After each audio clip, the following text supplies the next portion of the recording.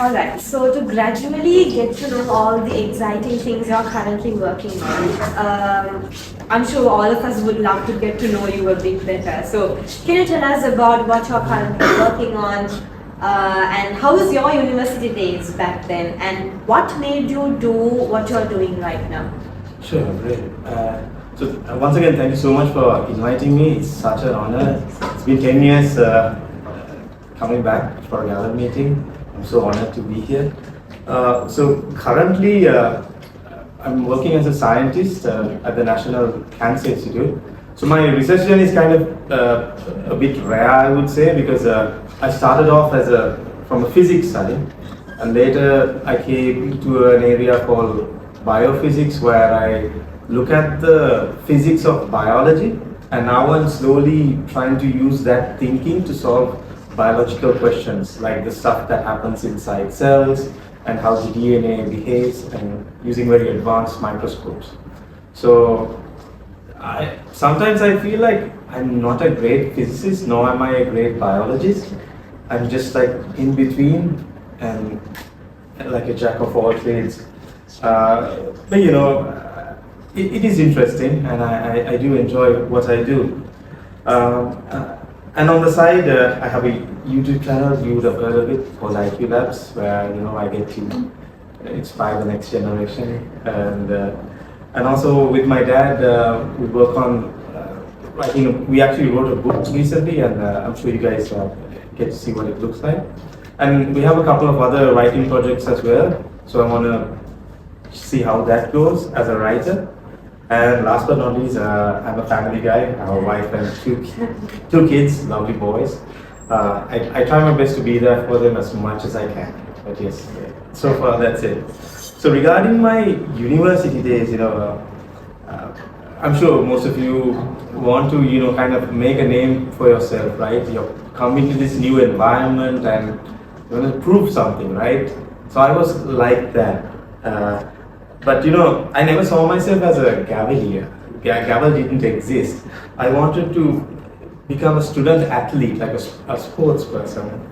But someone who's good in academics as well as in sports. But unfortunately, in my third year, I couldn't handle any of it.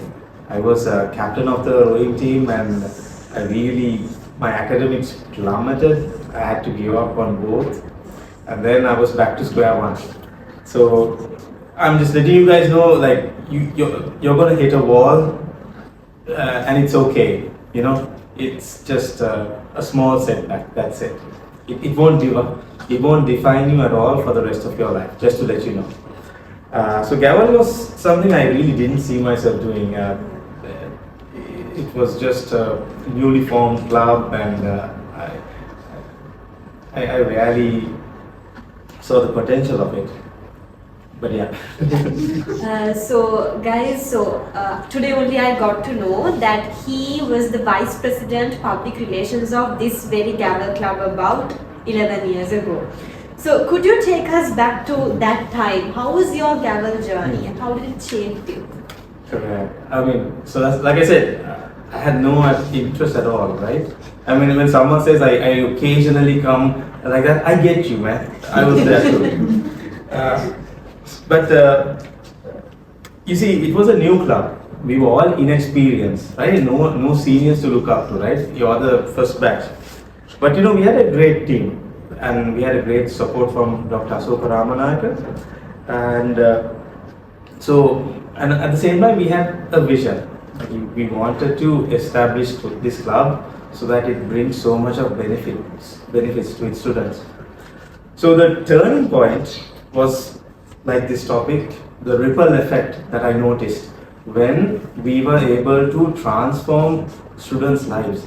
These were students who couldn't, come up stage and speak, and suddenly we could see them improving slowly. And it's like those things where a father sees his son riding the bicycle on his own, that type of feeling, And that is when I noticed the power of Gavel, how much of an impact it can create on these students. And I told myself, wow, I'm going to make this the most respected and greatest clubs in this university. and once I set my mind to it, it's very hard to tell me to stop. And you would have noticed this is something that is quite inherent to me and which I don't know how I got it, but in most of these things that I do, it is there, that the relentless pursuit to somehow, push the boundaries and, change people's perceptions. It's something that I enjoy doing. So, and but something I noticed was that you don't have to do great things. Even the smallest act of kindness goes a long way. I think that is the ripple effect. Maya Angelou, if you have heard some of her poems, she said this, right? People won't remember you for what you did, but they will remember you for how you made them feel. And if you made people feel special, if you made them feel great, they will carry it on. That would be the ripple effect.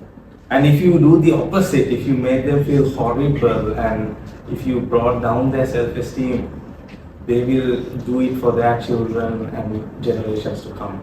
So the choice is with you, right? You have that opportunity at Gavel. But yeah, for me, this was groundbreaking. And because we were a new club, we had the ability to try new things. And I'm really happy that you guys are also trying new things. As in, I didn't want this club to do things for the sake of doing because it was traditional. And I'm really happy, because you guys were hit with different obstacles from financial crisis to, the COVID, but you guys adapted and did new things, and I think that is great. Try new things. So in my time, we did Gavel trips, we did workshops, we did stuff with other clubs. Have fun. That is what really matters. And another thing was that humility. Humility should be your trademark. We learn from the greats, like from Kalania, from Moratua, from Japura, what they did, and we kind of modified it a little bit and made it our own. And that's fine. So trying new things is actually the vision of our Gavel Club as well. And also I must say, there are so many new members joining our Gavel Club very frequently, almost every day sometimes. So even today here, there are Gaveliers here, it's their first educational meeting today. So when talking with them and when we ask them what made them join Gavel, they say that they heard Gavel is a platform that helped them build confidence and their communication skills. So as a person who has reached so many heights in your life, so many places in your life, how did Gavel influence your journey, career-wise, and especially in the way you present yourself? Wow. So, the thing I want you guys to take from this is that when you give back something to Gavel, Gavel gives back something to you, and that will take you to greater places. And like I said, I wanted this to be a respected and reputed club, not a fancy club, not a big club, something that people will think, and those guys are cool, they're doing a great job, something like that. And for me, that thing came when I got the chance to organize Oration in 2016. It was the club's first speech contest. And you have to understand this, guys. The club at that time had never organized a major event before. We didn't know what a Facebook page was, a website, this marketing videos, nothing. And getting help from outside. But I felt it was necessary, because if we did not do it, I felt like people who come after us won't have the permission to dream. That's, for me, it felt that. And it was very risky organizing Oration for the first time, because you might not raise enough funds, people might not notice it, and so it could have gone wrong in so many ways. But I really wanted to do it so that the whole campus will know about it, not just science faculty, YAS, the law, the management, UCSC, medicine, everyone will know that we exist. And whatever money we made would have helped us, buy a pill, buy a banner, some cards, something like that, or maybe the next T-shirt. And it would transform the members of the organizing committee. These guys will go on to do amazing things. They will become leaders, and it will inspire generations of students to come. Because I see Papa over here, and she was the first year when she joined Oration, and it was her first public speaking contest.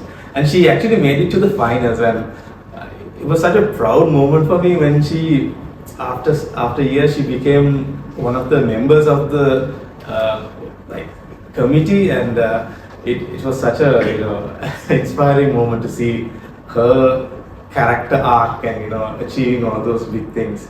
So that's what I wanted Oration to be, where a new fresher comes and sees and just joins the workshops, joins the speech competition, pushes their limits, and and then decides, okay, I want to give back to this club. Let me inspire the next generation. And man, it was beautiful. But in terms of influencing my journey was that I learned so much about leadership. For example, I always try my best to be on time. And no, I guess it's hard. I mean, traffic is terrible. I get it. But if I'm the leader, if I'm the chairperson, I try to be there before anyone else. And I won't question anyone else who comes late or anything, but then at least I know they would respect me for someone who values their time. Then you lead with examples. You take on the harder tasks. If others find it hard, you take it on yourself. And make sure the people who are working those things are able to do it. And always make sure to say thank you. Like a small appreciation goes a long way. Again, they feel like coming and working because you appreciate what they do.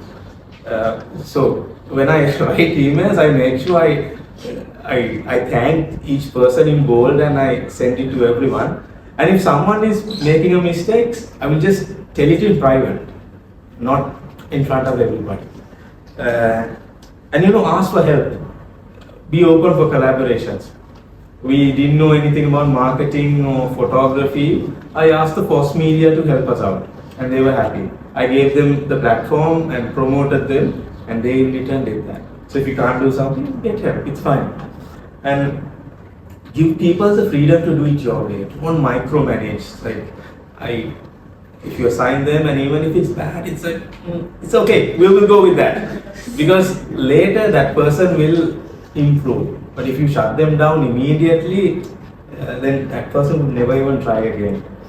And apologize when you make mistakes. I made so many, and I apologized as much as I could, because it shows that you're not governed by your ego. And if you're the leader, it's okay. We always feel like when we apologize, people might take advantage of that. Don't think like that. Just say, I'm sorry. I do apologize, I made a mistake. Let's try to correct it. And like I said, these are things I learned while I was doing Oration, and slowly it kind of helped me become a better leader. Yeah. So that was very valuable indeed, and I'm sure even back then, Gavel wasn't all about serious speeches and evaluations, right? So if you get to pick one moment you could relive again, what would that be? I'm very sure that all of us, including myself, is very curious to know that story. Okay. I mean, for me, okay, this was completely unrelated to Gavel, but we decided to go on a trip. 4 or 5 of us. It was just me, Shai, Gihan, Niroshan, and Warren and myself. So there was this scavenger hunt organized by the Leo Club in Gaul district, and we thought, okay, let's make it a trip to Gaul. And we wanted to make a T-shirt, because Gavel didn't have a T-shirt, and we bought 5 black T-shirts and some spray paint and a cardboard. And we kind of cut out a stencil saying Gavel UOC, and the whole evening we were busy spray painting in the blue side. Is the blue side still there, or is it, maybe it's broken down? The you know the canteen, the Faculty of Science canteen, like, there were some tables there, and we wore those t-shirts and went to Gavel and had a fantastic time. And you know, it's these trips that we organized with other Gavel clubs like Moratua, Japura, and all. We went together to the Peradeniya Botanical Gardens with them, 1 day trip, and came back. And that was really nice because especially the Gaveliers from Moratua, because Moratua is kind of they don't have many girls in their faculty, so they really appreciated when they invited them over. So it's all good, guys. It's all good. But yeah, those are some of those moments. Yeah, so as I mentioned in the introduction, he's also someone who has his own YouTube channel called IQ Labs, which is really impressive. So how did that journey begin, and what made you decide to start creating content alongside all the academic and research work you're doing? Well, like I said, Oration 2016 was a success. Like, you know, from that failure of not being able to manage my sports team and academics, this was such a boost for me. And I was like, okay, Gavel is good. What else can I do? And then when I was studying for my exams, I watched a lot of videos of people explaining math, especially Khan Academy. Then I asked myself, like, why isn't there a Khan Academy in Sinhala? Why isn't there a one in Tamil or for the Sri Lankan people? And then I thought, well, we should make one, you know. But that's how the idea came, you know, while I was just studying there. And you know, had a team, a lot of youngsters wanted to join, and I figured out how they make those videos. I tested everything, and then I realized it wasn't gaining attention as I thought it would, and I was like, maybe this is not going to work.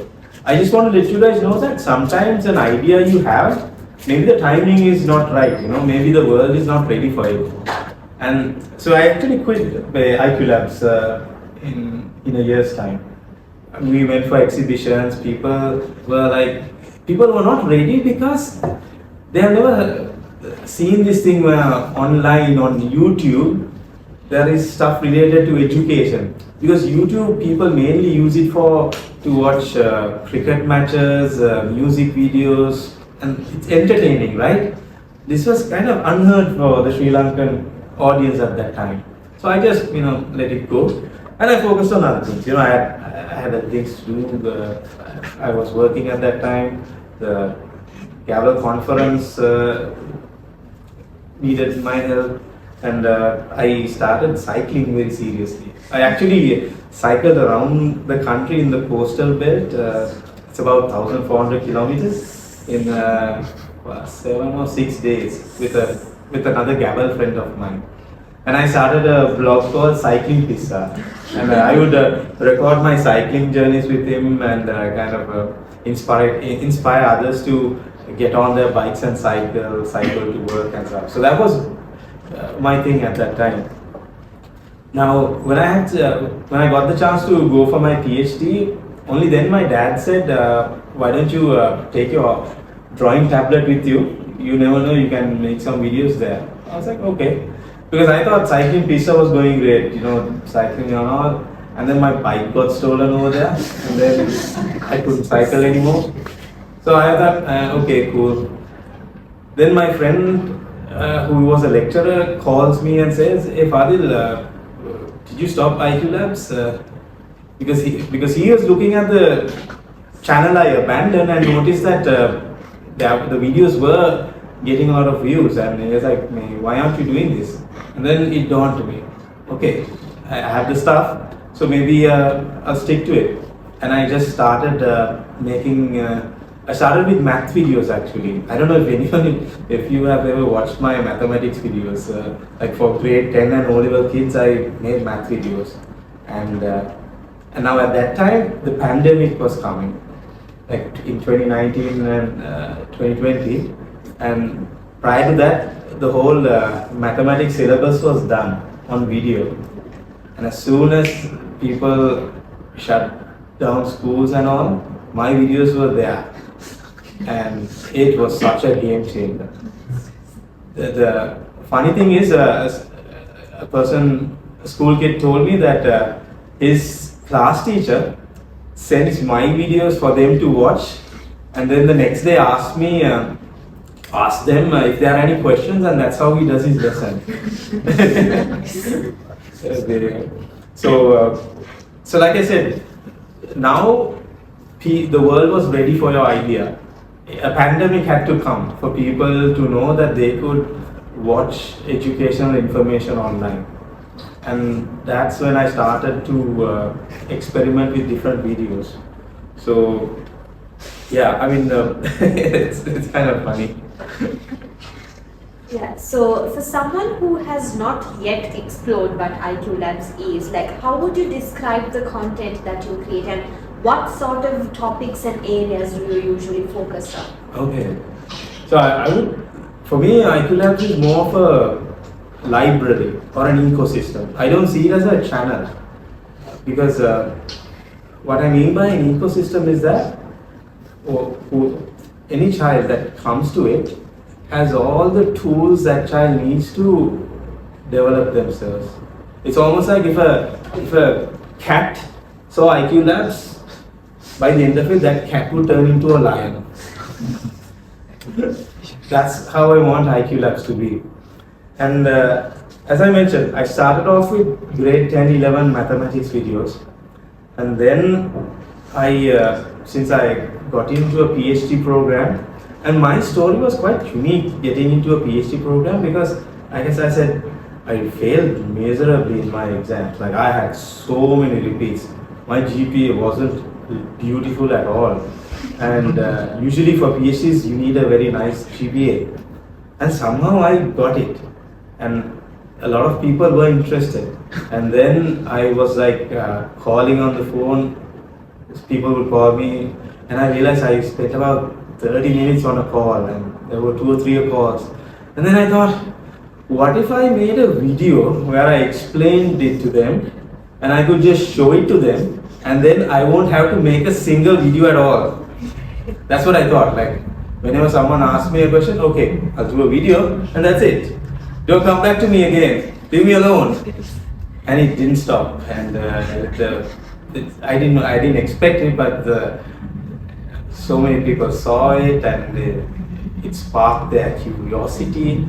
It's like, and I just started making videos on that. My thing is that when I get annoyed, when I see something, I sometimes get annoyed when I see poorly written emails, for example. I was like, oh man, your email is terrible. I don't tell it to their face, but in my mind, I say, oh God, who the hell taught you how to write emails? And then there are 2 things you can do. You can either complain about it, or you can do something about it. Oh, then I ask myself, what can you do? Okay, let me teach that guy how to write emails. Because obviously, someone has to teach them, right? And then I make videos for that. And then the response was immense. Now, the people who watch it think I'm some really nice, down-to-earth guy making videos for them. But in my mind, I'm really annoyed by them, and I just want them not to, make that mistake. So I do apologize if you had a different impression about me prior to this meeting. So this was the whole thing. Sometimes when I go for a science presentation and I see their slides, oh God, didn't they join the Gavel club? Why are they doing so much of text? So, do you want me to read it while you're talking? And then I realized we have to teach this.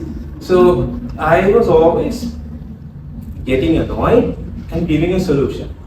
So that's how the channel kind of diversified, and so many people found it very useful. And I could see like the emails these kids send me over maybe 4 to 5 years. Their emails are improving, and how they write and structure sentences are improving. And for me, like that is such a humbling thing, because imagine me living over there, I haven't even seen these people in real life, and I'm able to have such a positive impact. And for me, that is priceless. I mean, to be honest, I didn't make that much of money because I'm pretty sure someone who does tuition makes more money than me. But for me, it is something more than that. The impact it's I can't put a price on it. But yeah, that's how I structured my content. You see a problem, and if you think you can fix it, eh, create something. That's how I see it. So, while going across the videos in your YouTube channel, I came across this really interesting fact that you have also written a book called Research Playbook, as you mentioned earlier. And you have written this in collaboration with your father, and he's here today as well. So, can you tell us a little about what inspired you to write it, and how did it feel in collaborating with your father on something like this? So my dad has always, he actually wrote a book called A Guide for Beginners in Research, and he published it at the National Science Foundation, and it was sold out. People were still asking for copies. And then when I was doing videos related to research, I realized that research is not just for science. People in management need research, in IT, engineering, medicine, all those arts, humanities, all those fields have research. And then I realized like there isn't a book out there which kind of helps them from A to Z do this. Because all this time, research is like an apprenticeship. You go to a supervisor and you learn from that person. If that supervisor is bad, good luck, man. You're not gonna get anything. And it doesn't have to be this way. And something I noticed in America is that they create systems so that anyone who goes in there can thrive and make the best out of it. So I thought ideally the channel did that. The next step would have been a book where people can keep in their hands and refer to it whenever they are embarking on a research journey. So that inspired us to kind of write a book. And it's really fun working with my dad. The cool thing about my dad is that it's almost like a friend-to-friend relationship we share. Yeah, like he listens, gives feedback, and I realized it's not something every other child had, and it was quite a privilege for me to have my father. And even now, when we discuss something, he always encourages me. Why don't you try this? Because I did not grow up in an environment where my parents told me you had to become a doctor, engineer, or a lawyer. I was really fortunate, and for me, they told me, hey, you should look at this Microsoft guy. Why can't you build something like that? Look at this guy. That's the bar my parents set for me, to create something, to do something that benefits so many people. When we still talk. So talking to him is not about hey, did you eat? How did you eat? Not the boring stuff. It's like what do you think? Should we put this on Amazon? Should we enter the US market? What do you think? That it's like a really friend-to-friend relationship I have with him. So I'm really grateful for that. And yeah, so that's how this is a product of that. Okay, so coming down into the latter part of this interactive session, I want to say it's almost a reflex in all of us. As soon as we get up in the morning every day, we scroll through our screens, and it's like an integral part of our routine. So, and also with the rise of short form content like videos, reels and all, people tend to consume knowledge really faster, maybe not very deeply though. So in such kind of an environment, how do you think social media is shaping the way we think, and in processing information on a daily basis? Like, in your perspective, do you think it's a positive shift, or are there certain risks we should be aware of? Right. It's a very good question, and I'm not gonna lie. The stuff I did actually, I benefited from the existing social media platforms. When I was doing Gavel, we shared about it, we told stories, people came together, that's how we got started. When I was doing IQ Labs, we shared things about it, people came together and improved. Even the book, people came together, recommended to me. So I noticed there is a good and as well as a bad, and it depends on the user. For example, my intention was to inspire others, to help others, share stuff with them. And someone who has a malicious intent uses it for other reasons, right? So it has this dual nature. And like you said, information is flooded. So much of noise, and we have very low attention spans. So I get it. But if you're using this platform to build a sustainable brand, I advise you to first perfect your values. Be trustworthy. Be honest. So that will reflect on whatever you do. And people will, with your values, will come towards you. So that's how I see things going. And like you said, this is a very powerful tool to change people's perception, to manipulate them. At the same time, I was able to democratize knowledge. Knowledge that was only kept in elite universities, I was able to give it to different parts of the country. So I can't say that social media is a bad thing.